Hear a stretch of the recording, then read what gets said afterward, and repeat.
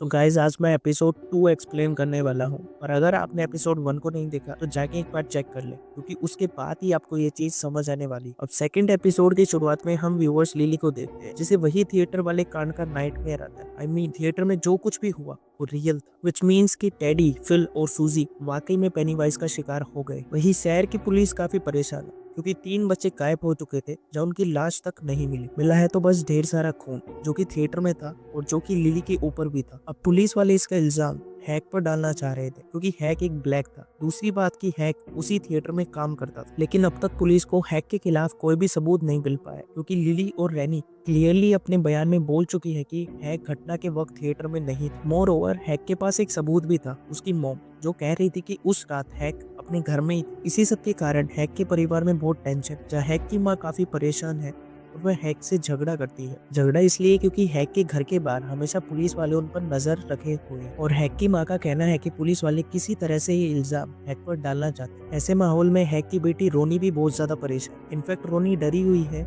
कि कभी पुलिस वाले उसके पिता को अरेस्ट ना करें। दूसरी तरफ हेलन फाइनली डेरी के घर में शिफ्ट होती है और यहाँ उनकी फैमिली भी आती है। फैमिली में उनकी वाइफ शोरलेट और उनका बेटा विल था। विल एक बहुत ही स्मार्ट लड़का था, जिसे साइंस में ना सिर्फ रुचि थी बल्कि काफी अच्छी नॉलेज भी थी। हैन और शोरलेट यहाँ अपने एक नेबर को भी वेव करते हैं, लेकिन नेबर कुछ जवाब नहीं देती। अगेन डेरी टाउन के अंदर चल रही हैवी रेसिज्म की तरफ इशारा है।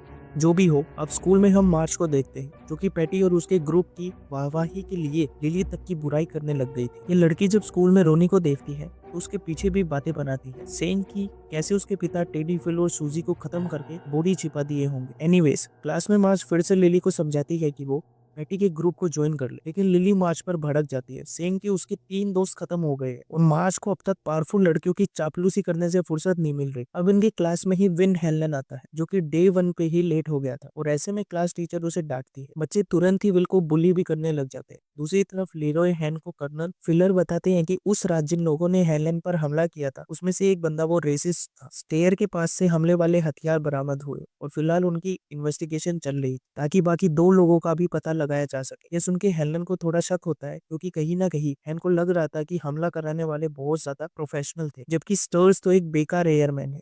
इन शॉर्ट, वैसा हमला करना स्टर्स के बस की बात ही नहीं थी। जो भी हो, हैन या कर्नल फुलर से उस पिस्टल का मॉडल पूछ लेता जो कि उस पे ताना गया था, which was maker of PM old Soviet weapon. इसके बाद सीन शॉर्लेट पे जाता है, जो कि टाउन में घूम रही होती है, और यहाँ हम पॉल बनियन की मॉन्यूमेंट यानी स्टैचू बनते हुए देखते। टाउन के कई लोग इसके विरोध में थे और इसके पोस्टर पे अंडे फेंक रहे थे। अब यहाँ मैं आपको पॉल बनियन स्टैचू के बारे में थोड़ा सा बता देता हूँ। सो पॉल बनियन स्टीफन किंग के इट यूनिवर्स का एक सिंबॉलिक और कपी कैरेक्टर है, जो असल में एक अमेरिकन फोकलोर से लिया गया। फोकलोर में पॉल बनियन एक जायंट लंबा जैक था, जो कि एक हीरो की तरह फॉरेस्ट और माउंटेन्स का प्रोटेक्टर माना जाता है। लेकिन इट में किंग ने उसका डार्क वर्जन दिखाया। डेरी के टाउन के सेंटर में पॉल बनियन का एक बड़ा सा स्टैचू है, जो कि नॉर्मली हार्मलेस लगता है, लेकिन इट मूवीज में हमने देखा है कि जब पेनीवाइज अपने इल्यूजन पावर का इस्तेमाल करता है तो यह स्टैचू बिलन ब्रो के दोस्त रिच टोजियो को अटैक करता है। ये सीन एक्चुअली बताता है कि इट किसी भी ऑब्जेक्ट का रूप ले सकता है जो फियर से कनेक्टेड हो। तो एक तरह से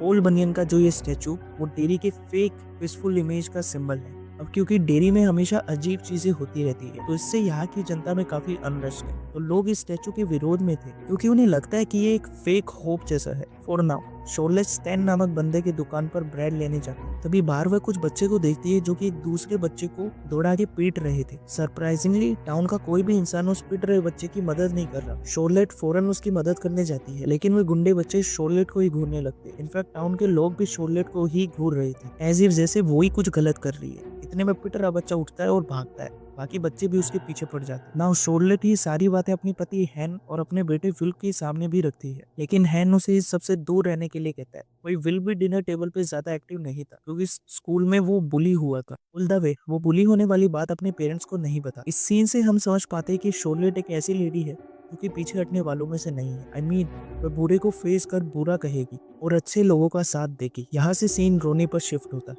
जो कि अगेन अपने पिता और अपनी दादी को लड़ते हुए सुनती है। गुस्से में वो चादर ओढ़कर सोती है, लेकिन अचानक वो चादर उसको पूरी तरह लपेट लेती है और वो चादर के अंदर फंस जाती है। इनफैक्ट रोनी को ऐसा प्रतीत होता है कि वह अपनी माँ की पेट के अंदर है जब वो चिपचिपी पानी में डूब रही है। रोनी यहाँ स्ट्रगल करने लगती है और किसी तरह अंदर से निकलने की कोशिश करती है। वो हड़बड़ा के पेट को फाड़ निकलती है और निकलने के बाद वह अपनी माँ को देखती है जो कि नॉर्मल तो नहीं दिख रही थी। I mean, वो पूरी घोंसली मोड में थी और उनका पेट फट गया था, मतलब उसी से रोनी निकली थी। नाउ रोनी की माँ, जो कि असल में पेनीवाइज का एक इल्यूजन है, वो रोनी से कहने लगती है कि तुम जन्म लेते ही मुझे खा गई, अब तुम्हारी हरकतों की वजह से तुम्हारे पिता जेल जाएंगे। बेसिकली दोस्तों, रोनी के जन्म लेते वक्त उसकी माँ गुजर गई थी और इसी बात का फायदा पेनीवाइज उठा रहा। खून और चिपचिपी पदार्थ से लथपथ रोनी भागने की कोशिश करती है, लेकिन वह अम्बेलिकल कोड से जुड़ी हुई थी। इसी कोड की मदद से रोनी की माँ उसे खींचने लगती है और यहाँ रोनी की माँ का पेट में पेनीवाइज के दांत दिखते हैं जो कि रोनी को खाने के लिए तैयार थे। बचने के लिए रोनी अपने दांत से अम्बेलिकल कोड को काटती है और समय रहते बच निकलती है। रोनी यहाँ काफी चिल्ला रही थी और तभी कमरे में रोनी के पिता आते और यहाँ फिर से एकदम सब कुछ नॉर्मल था, एज इफ कमरे में कुछ हुआ ही ना। ऐसे में रोनी के पिता को लगता है कि शायद रोनी उनके झगड़ने से परेशान हो गई है, लेकिन सच्चाई का तो हम व्यूअर्स को पता है। खैर, इसके बाद हमें एक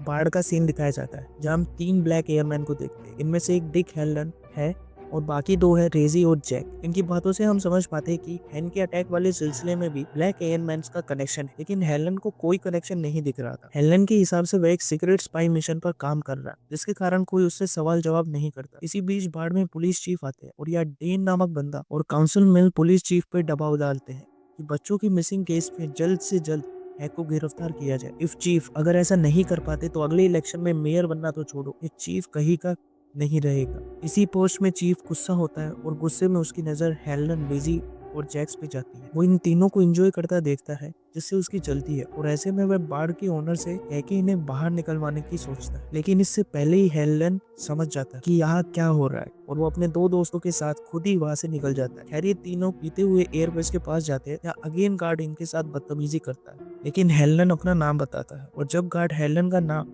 हायर ऑफिसर को कहता है तो ऑफिसर तुरंत कहते हैं कि इन्हें अंदर आने दिया जाए। यानी कि दोस्तों, हेलन वाकई में किसी सुपर सीक्रेट प्रोजेक्ट पे काम कर रहा है जिससे उसकी लेवल और पहुंच, मतलब उसका जो प्रिविलेज मिल रही है वो काफी अच्छी। खैर, इसके बाद हमें अगले दिन का सीन दिखाया जाता है जब मिलिट्री वाले लोग एक साइड पर खुदाई कर रहे हैं। या कर्नल फुलर हेलन के पास जाते हैं और उससे कहने लगती है कि तुम्हारे कहने पर हम अब तक 4 साइट्स खोज चुके हैं, लेकिन हमें कुछ नहीं मिला। अगर इस बार भी कुछ नहीं मिला तो हेलन की सारी जो एक्स्ट्रा बेनिफिट्स और उसकी प्रिविलेज है वो छीन ली जाएंगी। हेलन यह वादा करता है कि इस बार वो लोग उस चीज के काफी ज्यादा करीब है और हेलन उसे फील कर सकता है। वही अगर स्कूल की बात की जाए तो लंच टाइम पे रोनी आके लिली से मिलती है। रोनी बताती है कि कल रात उसके साथ क्या हुआ और वो लिली से रिक्वेस्ट करती है कि लिली पुलिस को सब सच बता दे। सच ये है कि थिएटर वाली रात उन्होंने डेविल बेबी को देखा था जिसके पंख थे और वही डेविल बेबी फिल, टेडी और सूजी को खा गया था। अब लिली ये बात बोलने से इनकार करती है क्योंकि ऑफ कोर्स ये बात कोई मानेगा नहीं। उल्टा लिली को सब पागल समझ के वापस जुनपर हिल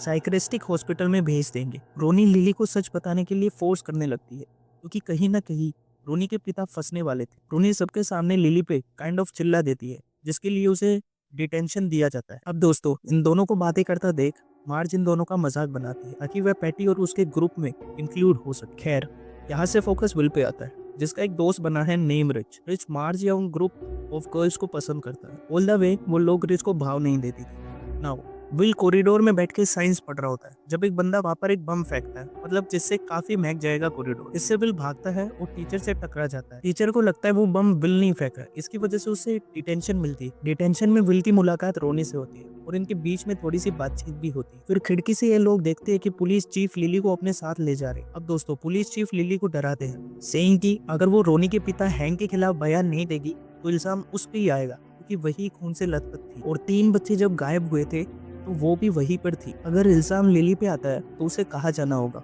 ऑफ कोर्स जुनपर हिल, और आपको पता है जुनपर हिल से लिली कितना डरती है। और ऐसे में पुलिस चीफ कहते हैं कि इस सब से बचने के लिए लिली को बस इतना कहना होगा कि वो श्योर नहीं है कि उस रात उसने हैंक को देखा था या नहीं। प्रेशर में आके लिली हाँ भी भर देती है और इतना पुलिस वालों के लिए काफी था। जी हाँ दोस्तों, अगले ही सीन में पुलिस वाले जबरदस्ती हैंक को गिरफ्तार कर लेते और इससे परेशान होकर रोनी सीधा लिली के घर जाती। लिली की माँ रोनी को भगा देती है, लेकिन ये सबसे लिली बहुत ज्यादा अफेक्ट हो गई थी क्योंकि लिली को पता था कि उसकी वजह से ही रोनी के पिता अरेस्ट हुए। खैर, दूसरी तरफ सीन अगले दिन का आता है जब ली हेलन जेल में मास्टर से मिलने जाती है। बेसिकली हेलन को पता था कि उस पे अटैक स्टर्स ने ही किया। इनफैक्ट हैन या स्टर्स के सामने वही सोवियत गन मेकर वो टीएम डालता है, जिसे लोड करना बहुत डिफिकल्ट माना जाता है। देन वो मास्टर्स को भड़काता है और गुस्से में भी मास्टर्स उस गन को लोड तक नहीं कर पाता, जबकि जो लोग हैन पे अटैक किए थे वो 1 सेकंड में इस गन को लोड कर दिए थे। इससे प्रूव होता है कि स्टर्स भले ही रेसिस्ट है पर उसने हेलन पे हमला नहीं किया। ऐसे में हैन सीधा जनरल शे के पास जाते हैं और कहते हैं कि वो इन्वेस्टिगेशन करवाने के लिए प्ली डालेंगे, क्योंकि उनके हिसाब स्टर्स भले रेसिस्ट है लेकिन वो इनोसेंट। यह सुन के जनरल शो फाइनली एडमिट करते हैं कि हैन पे हमला वही करवाए थे, क्योंकि वह मेक श्योर करना चाहते थे कि एक्सट्रीम प्रेशर में भी हैन देश की सीक्रेट को बचा लेगा या नहीं। और हेलन इस टेस्ट को पास कर गया था। और रही बात कि जो लोग हैन का टेस्ट लेने आए थे, मतलब वो 3 मास्क वाले लोग, वो जनरल शो के ही आदमी थे। जो भी हो, जनरल कहते हैं कि वह एक सीक्रेट प्रोजेक्ट पर काम कर रहे हैं जिसमें वह हैन को इन्वॉल्व करना चाहते हैं। हेलन इसलिए क्योंकि वह ना सिर्फ बहादुर है बल्कि वह टैलेंटेड है और वह देश के लिए कुछ भी कर सकता है। और जनरल को ऐसे ही बंदे चाहिए थे। दूसरी तरफ हम लिली को देखते हैं, जो कि सुपरमार्केट में सामान वगैरह खरीदने जाती है। वो उसके पीछे हम कुछ कस्टमर्स को अजीब तरह से मूव करते देखते हैं, यानी पेनीवाइज अपना खेल शुरू कर चुका है। लिली जिस भी सेक्शन में जाती उसके पीछे का रास्ता ब्लॉक हो जा रहा है। कॉन्फेक्शन वाले सेक्शन में लिली को पैकेट्स में मैटी, सूजी, फिल और टेडी के फोटोज दिखने लगे थे। देन जब लिली पिकल जार वाले सेक्शन में पहुंची तो एकदम से उसे पिकल के अंदर अपने पिता दिखने लगे। उसके पिता कटे हुए जार में बंद थे और वह अजीब बातें करने लगते हैं। डर के लिली जार को तोड़ देती है और तब पिकल्स की शेप में उसके पिता मूव होने लगते हैं, यह कहते हुए कि जस्ट 1 किस फॉर पापा। फिर एकदम से सारे जार टूटने लगते हैं और लिली इसमें फंस जाती है। उसे ऐसा लगता है कि उसके पिकल्स वाले पापा उसके करीब आ रहे हैं और ऐसे में लिली चिल्लाना शुरू करती है। पिकल्स वाले पापा के टेंटिकल्स लिली के मुंह के अंदर आ रहे थे और तभी एकदम से लिली अपने होश में आती जब वो सुपरमार्केट में एक सेक्शन के कोने में चिल्ला रही थी और सभी लोग उसे घूर रहे थे। इनफैक्ट लिली पिकल्स का एक जार भी फोड़ दी थी एंड दिस मीन्स कि लिली की मेंटल हेल्थ को लेके अब रिपोर्ट कराई जाएगी। इनफैक्ट थोड़ी देर के बाद हम लिली को अपनी माँ के साथ एक कार में देखते हैं जो कि उसे जूनपर हिल छोड़ के आ गई थी। या हम जूनपर हिल्स के डॉक्टर्स को देखते हैं जिनकी स्माइल काफी क्रीपी थी। खैर, यहाँ से सीन चेंज होकर वापस जनरल और हेलन पे आता है, जहाँ हम व्यूअर्स सीक्रेट प्रोजेक्ट के बारे में जान पाते हैं। दरअसल जनरल बताते हैं कि अर्लियर दिस ईयर क्यूबियंस और सोवियत हवाना में एक एग्रीकल्चर समिट के लिए मिले। वो कोई एग्रीकल्चर समिट नहीं, रेदर सोवियत वाले प्लान कर रहे थे कि कैसे वे न्यूक्लियर वॉर हैंड्स को क्यूबा में प्लेस करेंगे, जो कि यूएस के काफी करीब है। ऐसे में यूएस वाले शुरू करते ऑपरेशन प्रेसिडेंट और यही उनका सीक्रेट प्रोजेक्ट एक क्लासिफाइड डीओडी क्रैश प्रोग्राम है जिसका पर्पस है कोल्ड वॉर को जीतना, इससे पहले कि एक भी मिसाइल फायर हो। इसके लिए ये लोग एक वेपन की तलाश में है जो कि डेरी में काफी साल पहले दफन हुआ। यह एक ऐसा वेपन है जो कि डर जनरेट करता है और अगर इस वेपन को कंट्रोल कर लिया गया तो अमेरिका वाले सोवियत के मन में इतना डर भर देंगे कि ये लोग ऐसे ही वोट जीत जाएंगे। ये वेपन इतना ताकतवर है कि इससे मात्र नजदीक आने से डर से खत्म होना तक पॉसिबल। इस वेपन के बारे में ज्यादा तो नहीं पता लाइक कि क्या है, कहाँ से आया है, लेकिन इतना जरूर पता है कि ये कुछ ऑब्जेक्ट से सराउंड है जिसे बक्कन्स भी कह सकते हैं। तो अगर इन बक्कन्स को ढूंढ लिया गया तो उस वेपन को ढूंढा जा सकता है और हेलन का यही काम रहेगा कि वे वेपन ढूंढने में हेल्प करें। तभी यहाँ कर्नल फूलर आते हैं और वो कहते हैं कि डिग साइट पे कुछ तो मिला है। जनरल और हेलन फौरन डिग साइट पे जाते हैं जहाँ इन्हें एक पुराने जमाने की गाड़ी दिखती है और इस गाड़ी के अंदर ढेर सारे इंसानी कंकाल भरे हुए विद सम वेपन्स और गाड़ी में बुलेट होल्स। यहीं पे एपिसोड 2 खत्म हो जाती है। तो दोस्तों मेक श्योर आप मेरी पूरी वीडियो देख रहे हैं। मैं आगे के एपिसोड जल्दी अपलोड कर दूंगा, तो चैनल को सब्सक्राइब करना मत भूलें और मिलते हैं अगले वीडियो में।